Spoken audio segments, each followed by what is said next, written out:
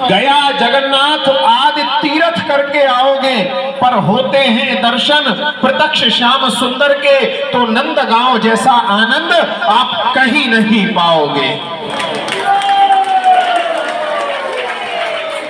क्यों नहीं पाओगे? क्या विशेषता है नंदगांव की, आप ध्यान से सुनना, जिससे आप अपने घर जाके किसी को कुछ बताओगे।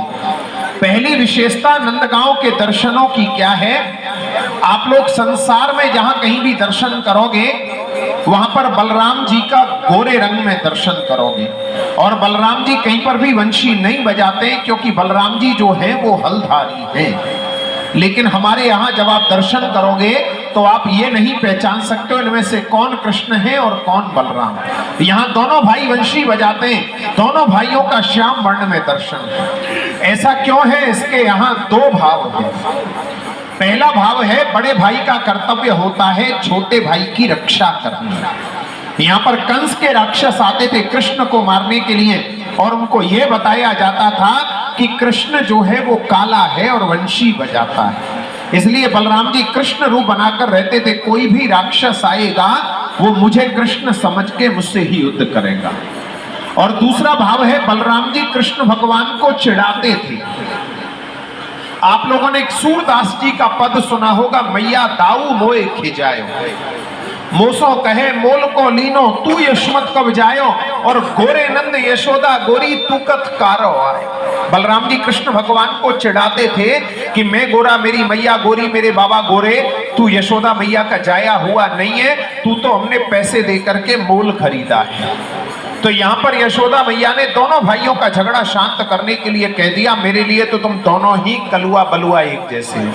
तो हमारे यहाँ दोनों भाइयों का एक ही जैसा लकुट बंसी सब एक ही जैसा श्रृंगार धारण होता है। आप पहचान ही नहीं पाओगे कौन कृष्ण है और कौन बलराम। ऐसा अद्भुत दर्शन आपको संसार में कहीं नहीं मिलेगा। और दूसरी विशेषता नंदगांव के दर्शनों की क्या है? आप लोग संसार में जहां कहीं भी दर्शन करोगे, वहां पे राधा और कृष्ण का युगल जोड़ी में दर्शन करोगे। जहां भी राधा कृष्ण होंगे एक साथ होंगे, कहीं भी अलग अलग नहीं होंगे। लेकिन हमारे यहाँ राधा रानी की ससुराल है, और ससुराल में जैसे बहू बेटी मर्यादा से सास के साथ में पर्दे से रहा करती थी, हमारे यहाँ आज भी राधा रानी उसी रूप से यशोदा मैया के बगल में कोने में पर्दे से विराजमान है। ऐसा अलौकिक दर्शन आपको संसार में कहीं नहीं मिलेगा। एक बार प्रेम से बोलो राधा रानी की। एक बार और हाथ ऊपर करो। और देखिए, हमारे ब्रज में कहावत है, जो यहां नहीं हंसेगा उसका घर कभी शांति से नहीं बसेगा। एक बार सब लोग प्रेम से ताली मार के हंस जाओ भगवान के दरबार में। सब प्रेम से बोलिए राधे राधे, राधे राधे, राधे राधे। हमारे यहाँ 3 तरह की यात्रा होती है।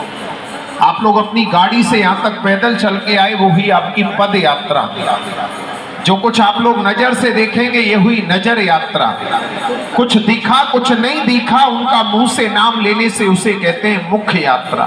सब लोग हाथ जोड़ो और अपने मुंह से उन तीर्थों का नाम लो जिससे तुम्हारी यहाँ की यात्रा पूर्ण हो। सभी लोग अपने मुख से बोलो, अष्टपदे हमारे नंदगांव धाम के नंद बाबा के यशोदा मैया के दर्शन यात्रा हे नंद बाबा पूर्ण करना, भक्ति देना, मनोकामना पूर्ण करना, घर में धन धान्य बढ़ाना, राजी खुशी घर पहुंचाना, फिर बुलाना, बार बार बुलाना, 1000 बार बुलाना। बोलो नंद बाबा की। यहाँ आने का क्या महात्मा है भैया?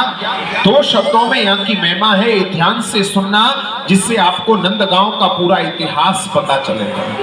कहते हैं वृंदावन सो वन नहीं और नंदगांव सो गांव, और वंशी वट सो वट नहीं, श्री कृष्ण नाम सो नाम। संसार में हमारे भगवान श्री कृष्ण जैसा कोई भी दूसरा नाम नहीं है, और हमारे नंदगांव के जैसा कोई भी दूसरा गांव नहीं है। क्यों नहीं है? क्योंकि भगवान श्री कृष्ण का जन्म हुआ था मथुरा में कंस की जेल के अंदर में। रातों रात वसुदेव जी ने उनको पहुंचा दिया यमुना पार करके गोकुल। गोकुल नगरी में जब पूतना, सक्टासुर, अघासुर, बकासुर, तृणावर्त आदि राक्षस जब नंद बाबा को तंग करने लगे तो नंद बाबा गोकुल को छोड़कर भगवान कृष्ण को 2 साल और 3 दिन की अवस्था में यहां नंदगांव लेकर आए थे, जहां आज आप लोग बैठे हैं। यहां पर हमारे नंद बाबा के गुरुजी थे शांडिल्य ऋषि। उन्होंने कृष्णावतार से पहले यहां तपस्या की थी और हमारे यहां श्राप दिया हुआ था कि यहां कंस, और बुला ले, कंस या कंस का भेजा हुआ कोई भी राक्षस हमारे गांव की सीमा में नहीं आएगा। अगर आएगा तो सीमा के बाहर पत्थर हो जाएगा। तो यहां जब नंद बाबा ने सुरक्षित स्थान देखा तो नंद बाबा भगवान को लाकर के यहां रहे और यहीं पे आकर के नंद बाबा ने नंदोत्सव मनाया। जैसे हम आप लोग अपने घर में अपने लड़के का, बच्चे का जन्मदिन मनाते हैं कि नंद घर आनंद भयो, हाथी घोड़ा पाल की जय कन्हैया, जय कन्हैया, जय कन्हैया। नंद बाबा के पास उस समय जो सबसे बड़ा अनमोल धन था वो था 9 लाख गाय। उनमें से 2 लाख गाय नंद बाबा ने यहाँ पे आकर यहाँ के साधु ब्राह्मण ब्रजवासियों को दक्षिणा के रूप में दान कर दी। हमारे यहाँ आज भी जो आप जैसे भक्त वैष्णव लोग जो घर से संकल्प लेकर आते हैं, जिन पर हमारी राधा रानी श्याम सुंदर कृपा करते हैं, आज भी हमारे नंदगांव धाम में गाय दान इत्यादि करके जाते हैं। क्योंकि आपने श्रीमद् भागवत में सुना होगा इस गांव का नाम गोलोक धाम बोला जाता है, क्योंकि नंद बाबा ने यहाँ स्वयं गाय दान करी। जिस प्रकार से गुजरात में